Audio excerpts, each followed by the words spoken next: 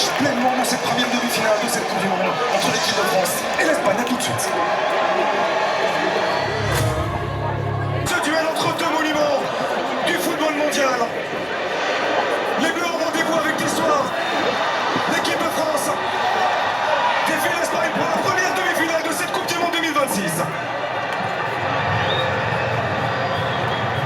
Et premier ballon dans les pieds d'Éric Laporte, pour qui c'est forcément un match très spécial, qui avait été notamment votre partenaire, mon cher Samuel Umtiti, en espoir avec l'équipe de France.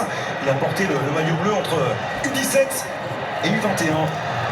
C'est forcément particulier. Très particulier, oui, pour un joueur comme Aymeric Laporte de jouer face à la France.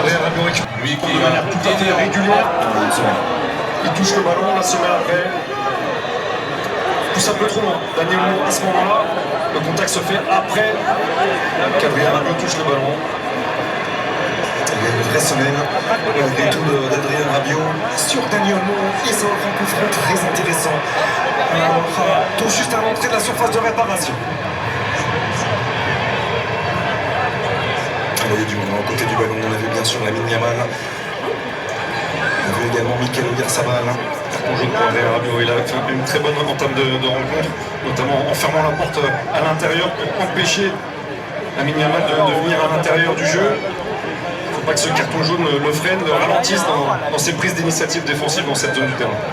Également Alex Bain, au côté du ballon, on connaît la qualité du pied droit, les bleus. Il a disputé les derniers Jeux Olympiques, s'en rappelle, avec un coup franc lumineux qui a été inscrit par le milieu de terrain de l'Atlético. Même s'il était parti du bon côté, Mike Maignan, c'est trop bien frappé et ça fait 1-0 pour la Manche.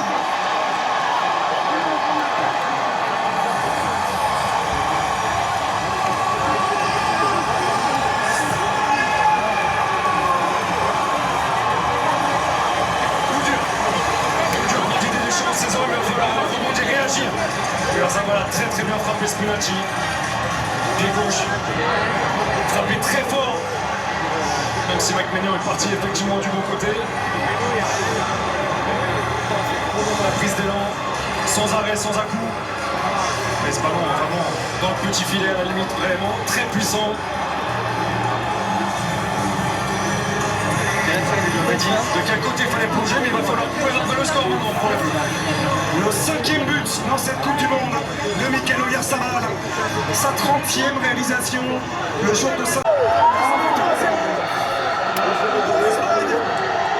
Grâce à ce superbe échange entre Pedro Porro et Dani Olmo.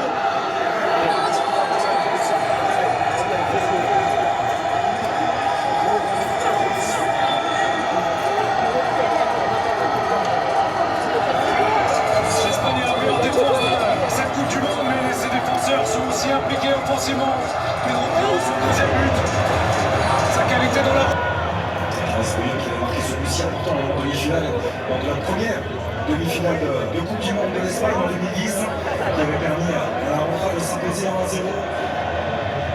Un but de Carles Puyol face à l'Allemagne ce jour-là, en devant l'Espagne remporter cette Coupe du Monde pour la première fois de son histoire. La dernière possibilité pour l'équipe de France de faire trembler cette Espagne, une Espagne qui aura maîtrisé son sujet.